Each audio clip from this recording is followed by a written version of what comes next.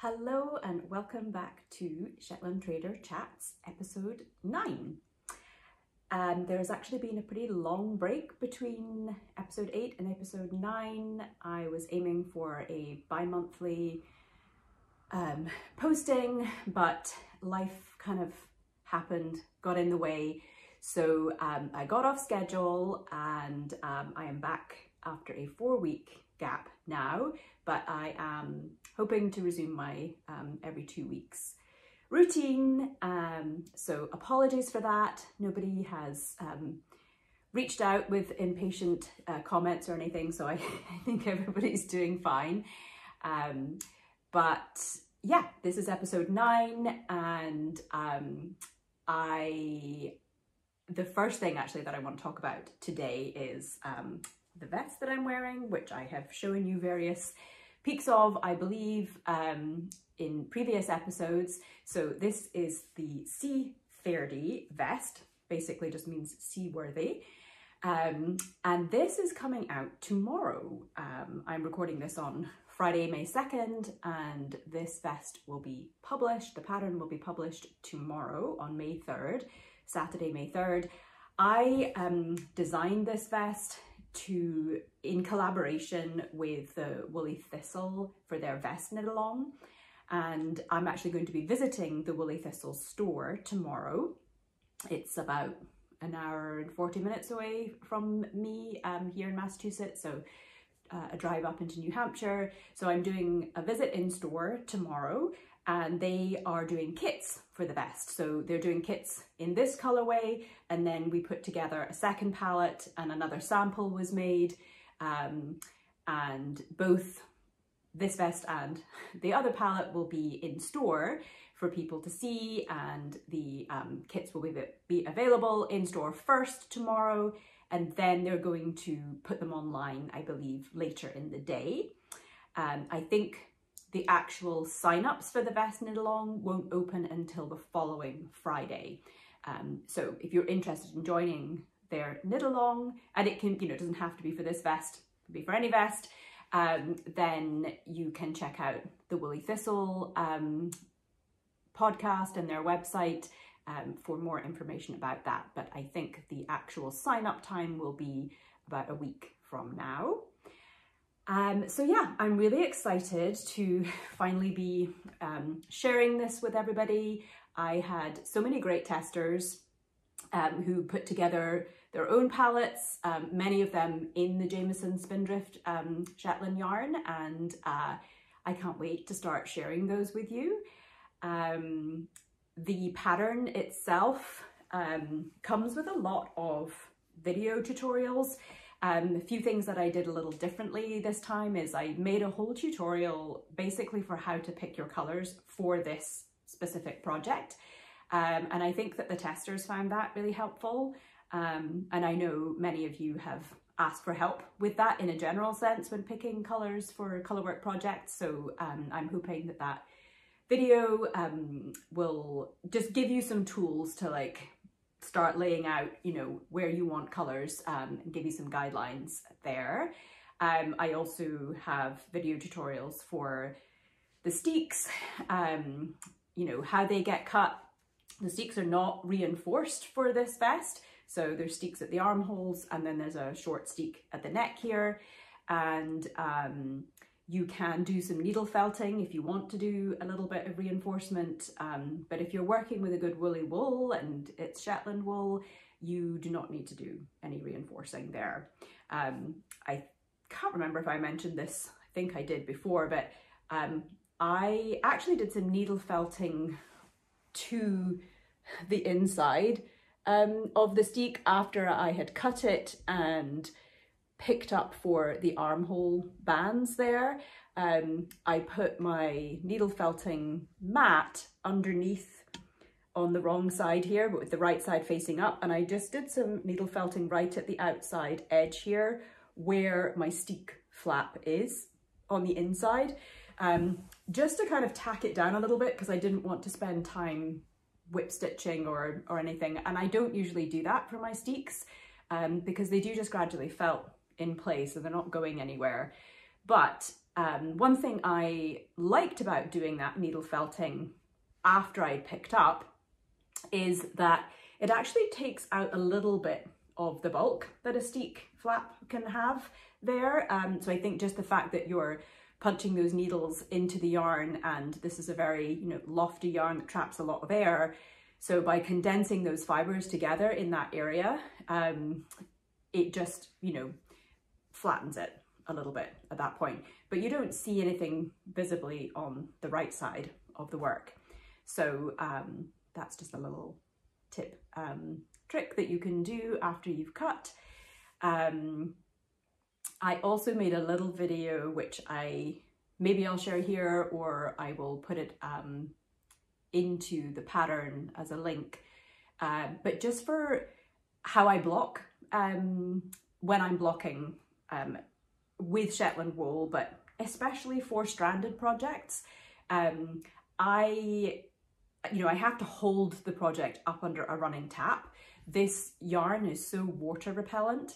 Again, that lofty woolen spun nature trapping all that air. It doesn't want to just like easily absorb water. So I can't really just fill a basin and put something in it and try to submerge it. It just, you know, it won't soak through. So I actually have to spend time moving whatever it is underneath the running tap to penetrate. And often that means I also need to turn to the inside of the work and do the same there. So I thought I'd do a little video showing that as well. So yeah, hopefully you guys will want to join in knitting this, and yeah, I can't wait to be able to share that with you properly tomorrow. Or by the time you're watching it, you'll be able to look at it all. Okay, the other thing I wanted to mention is that I received the actual bag and kit for the Voar neckerchief, which I showed you, I think in episode 7. So it's for this project here. It's a kit that I did for Simply Shetland. So stockists of Jamieson's yarn here in North America, some of them have this kit, and I will link to some of those in this video. Just a reminder, this neckerchief, you start at the bottom point here, and then you're making yarn overs at the outside edges to shape, and you're also working the old shell lace pattern, and you're changing colors. So you do spit splicing to change these colors in so that there aren't any ends, which is a technique I love to use for Shetland wool in particular. It's pretty much something that I teach every time I'm doing a class and using this yarn. And then it's finished with a purled I-cord bind off and a button attachment. So the kit comes in 4 different color palettes, and then this cute bag, which is a Delicue O-Snap bag with a new design, which my daughter did. And then this motif here is what we had put onto the button that comes with the kit. I didn't have that button when I made my version, my sample. But yeah, if you get a kit, then you get this cute little button with that motif on it to put on there. So I love this kit. Very excited about it. And again, I'll link to some of the stockists that have this. Still, I know some people have already sold through quite a few. There's 4 different colorways you can choose from. You could also choose to make this into a larger neckerchief. And I mentioned before, like, you know, it could also be a kind of a headscarf too. I don't tend to wear headscarves with short hair. I feel like it looks a little odd on me, but it's something my mum did a lot in photos of her in Shetland in the 70s when she was running the Shetland Trader. She often is wearing a woolly headscarf, lace headscarf in those pictures. So that is the Voar kit. The other thing, the main thing that I've been knitting on since I last recorded is the Belmont cardigan in my custom color that I did with the mill, which is called Hairst. And I've been really enjoying seeing this particular shade knit up just in, you know, just by itself, because I had only previously used it in my Knit Stars kit.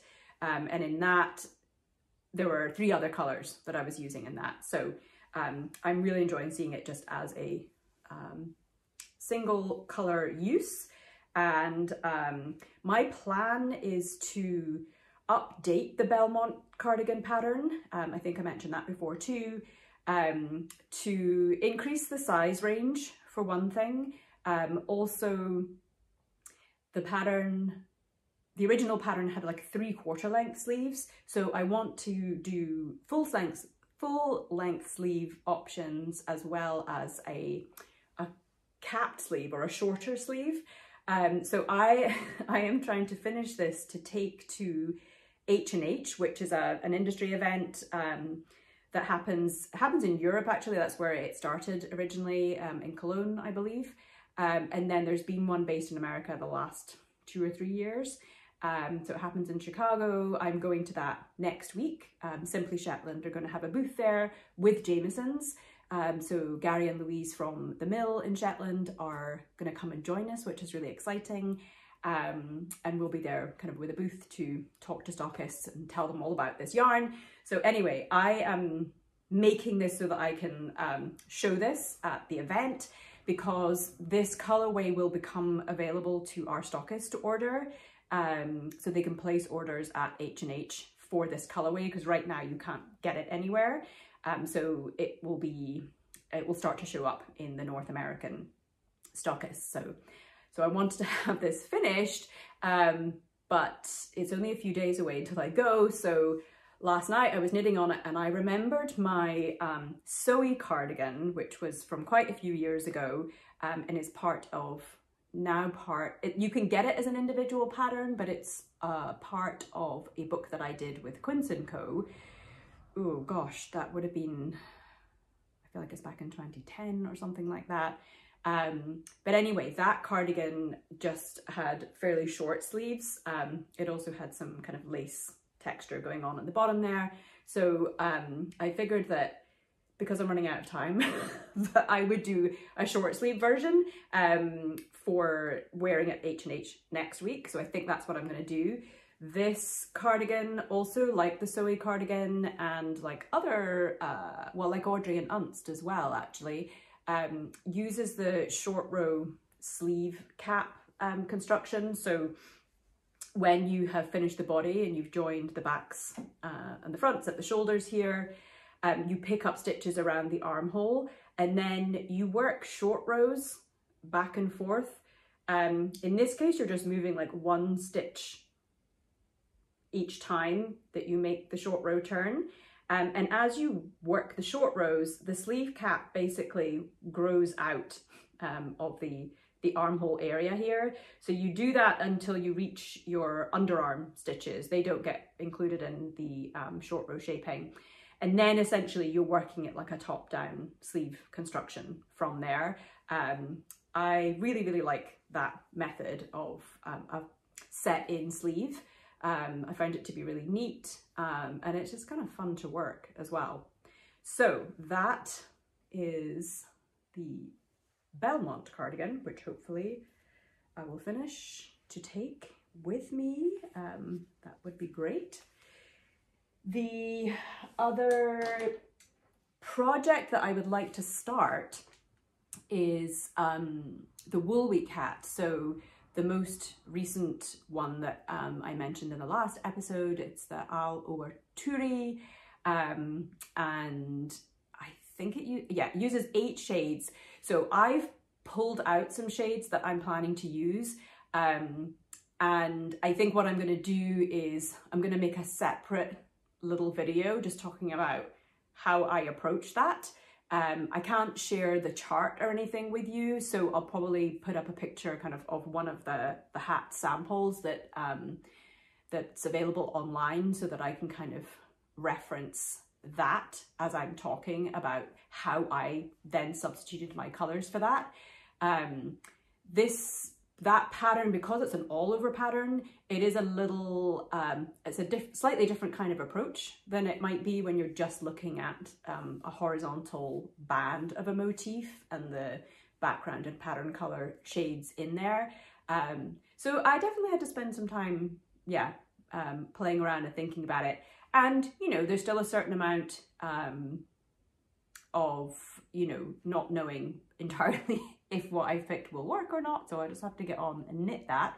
So I haven't started it, but I have picked out the shades. And as I said, maybe I will add in a separate video here for that.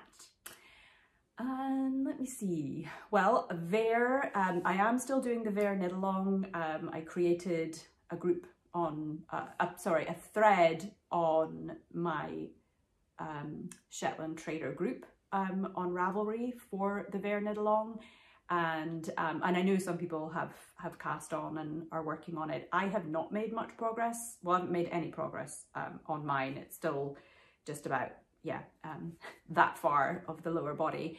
But just to say, that is, like I said, it's going to be a very drawn out knit along, and I will be getting back to that and hopefully making more progress by the time I do my next episode. So I've got more to show you there. Something that I will be starting to discuss a bit more.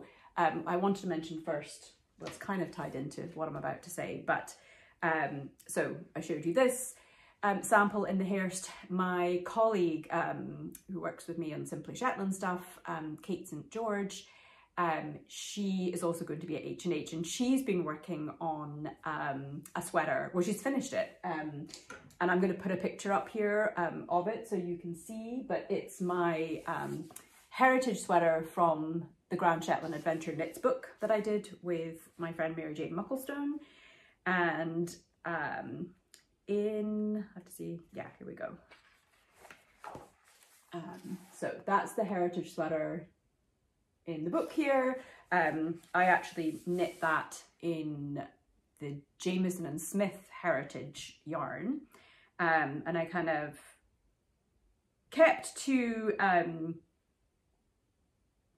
mostly natural shades in there. Let me see if I don't have my glasses on, but yeah, so I used Shetland black, light grey, fawn, white, and berry wine for that. Anyway, Kate has done another version in Jameson Spindrift, and she's used Hairst as her main colour, and it looks really lovely. So I want to share that with you there, because the patterns from this book will be available individually in the fall. So I am planning to kind of re-knit my patterns from here, some of them in Spindrift and in just kind of different colours or whatever, so that they will be in a slightly different format when they are available individually. As I said, that won't be until October time. But the other thing that I wanted to mention that's kind of tied into this book is this book with Mary Jane Mucklestone. It came about because of all the trips that Mary Jane and I did to Shetland. So we used to do tours there, week-long trips with knitters, and we called them Grand Shetland Adventures. And so this book kind of is a culmination in a way of all those trips, and like the types of things that we like to have with us when we're in Shetland, that we like to wear or we like to be knitting when we're there. And then the other thing we included was a couple of essays each about some of our favourite places to go in Shetland. And we both often get asked, are we going to do those trips again? And we're not planning to. You know, that we did probably about 15 or so different groups, and we're just doing other things now. So there are no plans to resume doing those trips again. But I did think that perhaps on this podcast here, I could include a segment, either an episode or, you know, spread it out over a few episodes, just about some maybe tips and guides to traveling to Shetland, traveling in Shetland. So I figured I would mention that here now in case any of you have some specific things that you would like me to speak to about that. You know, one of the times to go is obviously during Wool Week, which happens at the end of September, beginning of October each year. The main issue about doing that is securing accommodation well in advance, because it is a busy time and people do book things pretty far in advance now, because a lot of people travel there for that event. So I'm happy to talk more about, you know, my suggestions on how to approach being there either for Wool Week or, you know, other times of the year. I don't think I'm going to be there for Wool Week this year, but you never know. I often make last minute decisions about going to Shetland, so that might happen. So anyway, just to say, I figured, you know, no, I'm not going to do the trips anymore, but I'd be happy to kind of share what I can about visiting Shetland, and figured there's probably a number of you that would be interested in that. So if you have any suggestions of what you'd like to hear, then leave that in the comments for me. And then on to sewing. So I have been doing kind of a lot of sewing since I got back from New Zealand. I think the last episode, because I did do an episode right after I got back, I mentioned that I was working on my first pair of jeans and I finished those.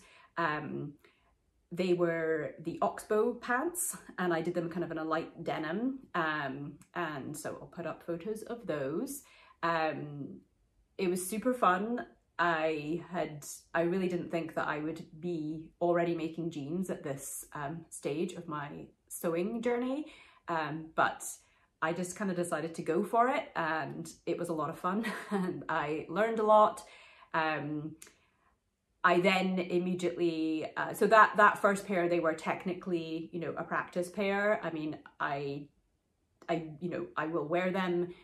There were some things that I needed to adjust, thinking about the next pair. So the second pair, which I have also finished, and I'll also put pictures up here. So I did the exact same pattern, but I did make some adjustments. So I picked a slightly larger size in the hip area and then graded it to the waist because I wanted the waist to be the same. And I used this railroad denim striped fabric, which was really fun. And yeah, they came out great. I am like super pleased with them.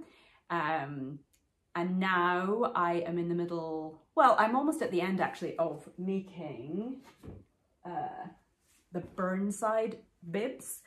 They're another Sew House 7 pattern. I really like the Sew House 7 patterns because I guess this is the third one that I've made of theirs. They have really great, you know, either photo tutorials or video tutorials often that go with their patterns, and I find that to be incredibly helpful. And it's definitely influencing me thinking about my own pattern writing, and just, you know, having all of those additional things in there for people who appreciate that or, you know, find that helpful just to sort of see it in a more hands-on way. So I like that a lot about their patterns, that it isn't just reading instructions. Because I know for me, being newer to the sewing, that if I was just reading the instructions, I would have a very hard time visualizing some of the things that get done. So anyway, the Burnside Bibs are super fun. I can't really hold them all the way up for you here. They have fun pockets on the front here. I used Cairo linen fabric, which actually Alicia, my sewing buddy, and Maddie, my other sewing buddy, we have this very long text chain going on about all the different sewing things that we're doing, and offering each other moral support, which has been awesome.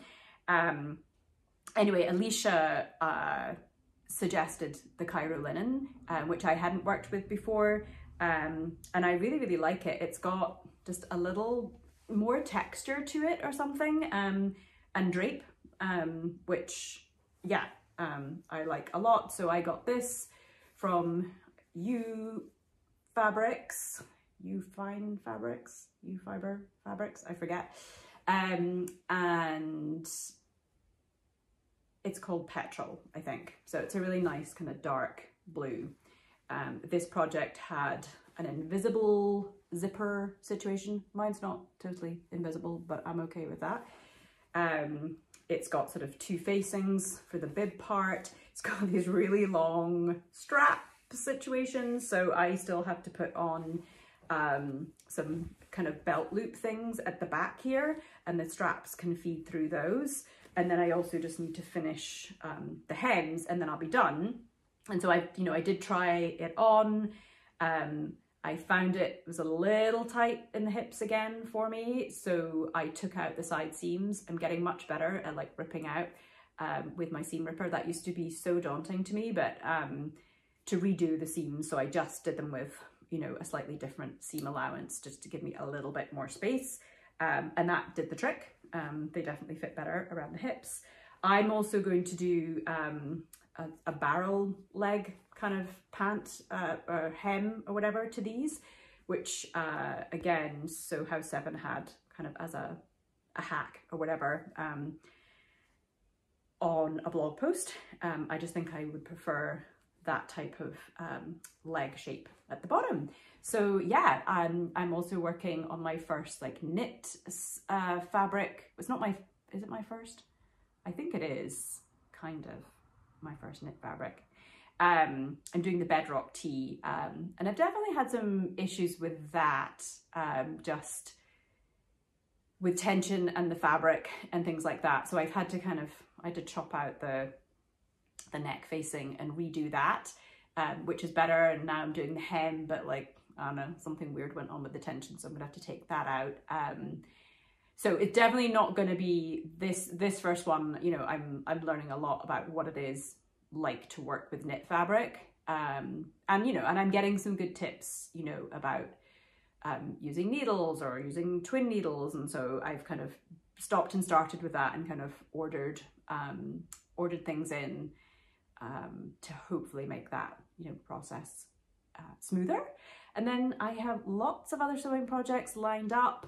Sew Liberated just brought out a new pattern yesterday, the Ember dress, and they were teasing that for a few days beforehand, and so that immediately jumped into my queue. So I have the pattern, the printed pattern on its way, and some more of this Cairo linen fabric, because I think that will be really lovely in that dress.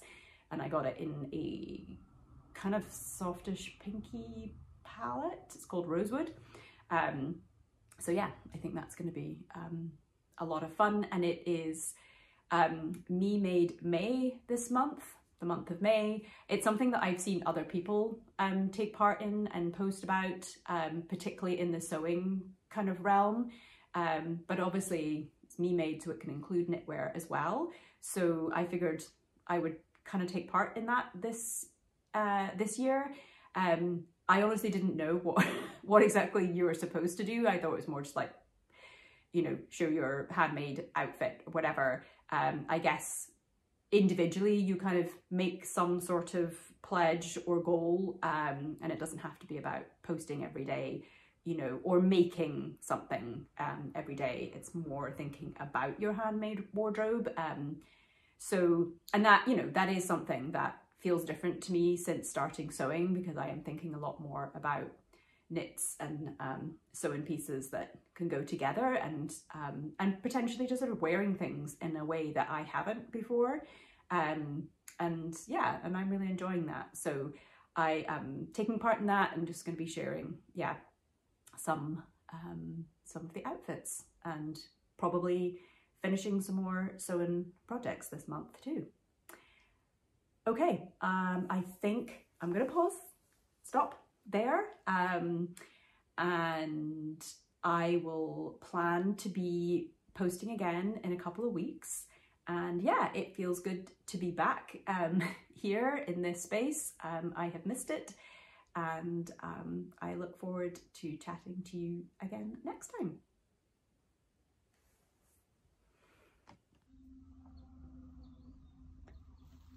Okay, so this is me talking about picking colours for the current Woolwe Hat, which is called the Al Over Turi. So you can get this pattern on the Shetland Wool Week website. I believe it's £2. And those proceeds, by the way, go towards the running, basically, of the Shetland Wool Week event. The pattern used to be free, but they have now started making a small charge for the pattern. But all of that is just helping to support having the event in the first place. So there are 3 different colorways that get shown in the pattern. And if you look at it on Ravelry, you'll see that too. So there is one in Spindrift, and then there's one in the Jameson and Smith, and I believe the other one is in the Uredale yarns, and it's in natural shades. Both the Jameson and Smith and the Jameson's one use 8 shades. And I think that the Uredale one is maybe only 6 or 5, something like that. It's less. Anyway, I decided to go for 8 shades. I knew I wanted old gold in it because, you know, guys, it's my favorite. And I like to include it in a lot of things. So that kind of was my starting point. I decided it was probably going to be more helpful for me to look at how the colours were laid out for the Jameson and Smith version, because in that version, there is more of a gradual change kind of in the background colours, and then also more of a gradual change in the pattern colours. And because this is an all over pattern, you know, it's intersecting at different, it's overlapping and intersecting in different ways. So you're kind of having to think about both of those sections as opposed to just thinking about one horizontal section on its own and then considering the next one. So, you know, I definitely found it a little bit challenging picking the colours. But anyway, just to give you a very brief kind of look at how I decided. So if you have the pattern in front of you or the chart or whatever, it'll make more sense what I'm referring to here. But the pattern motif, I would say, you know, the all over effect is kind of diamondish shapes that are happening. But I am still thinking about there being background colours and pattern colours. So in the Jameson and Smith version, they use like kind of purples, darkish purples in the background at the start of the motif, and then sort of yellowy colours for the pattern.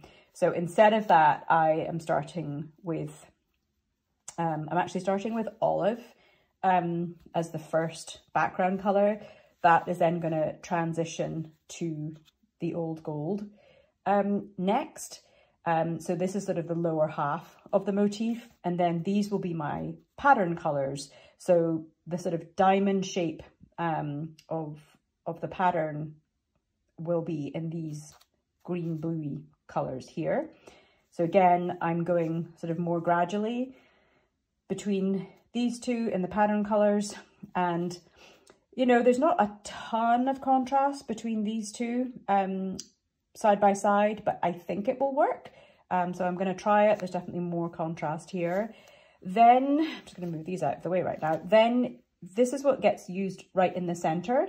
So I kind of wanted to bring in something that was going to be a little bit different in the center here, because this background color now kind of shows up in the motif as like a kind of like a little cross and a square and then a cross. And so I wanted to use something that was a little bit different than the palette going on here. But this one is still transitioning. I really don't know how helpful all of that is.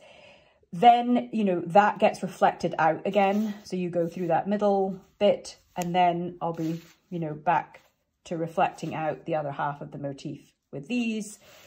Then the last few rows do become a kind of their own thing. They will be forming another part of the diamond shape. So I decided for that I didn't want the transition to be a big jump in the background colour. So I opted for this shade, which is rosemary, I think. So I'm going from the olive to the rosemary here. And then to bring in something a little different than the rest of the palette, and something that will stand out, you know, pretty well against this, again, for a short kind of peery motif aspect there, I'm using this yellow. So there you go. Those are, that was my decision-making process for the Owl Overture. And now I just have to start knitting it and see if it will come out as I'm imagining.